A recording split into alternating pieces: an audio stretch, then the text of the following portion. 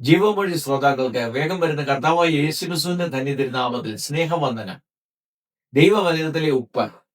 കൊലോസ്യർ 4-ാം അധ്യായം 6-ാം വാക്യം.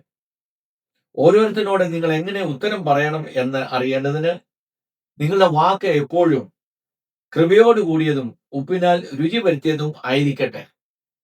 അപ്പോസ്തലനായ പൗലോസിൽ കൂടി പരിശുദ്ധാത്മാവ് കൊലോസ്യ ലേഖനത്തിൽ രേഖപ്പെടുത്തുമ്പോൾ അവിടെ എങ്ങനെ സംസാരിക്കണം എന്ന് പൗലോസ് അപ്പോസ്തലൻ ദൈവജനത്തോട് പറയുന്നുണ്ട്.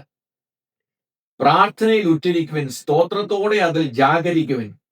അപ്പോൾ തന്നെ സമയം നാം തക്കത്തിൽ ഉപയോഗിക്കണം. പുറത്തുള്ളവരോട് ജ്ഞാനത്തോടെ പെരുമാറണം. അതിനോട് ചേർന്നാണ് നാം ഇവിടെ കാണുന്നത് നാം എങ്ങനെ സംസാരിക്കണം എന്ന്. പലപ്പോഴും നമ്മുടെ സംസാരം രുചി വരുത്താത്ത രീതിയിൽ കയ്പിന്റെ അനുഭവമായി തീരുന്നത് കൊണ്ട് നമ്മുടെ ജീവിതത്തിൽ പ്രശ്നങ്ങളും പ്രതികൂലങ്ങളും സംഭവിക്കുന്നു. എന്നാൽ നമ്മുടെ വാക്ക് രുചി വരുത്തുന്ന വാക്കുകളായി തീരണം.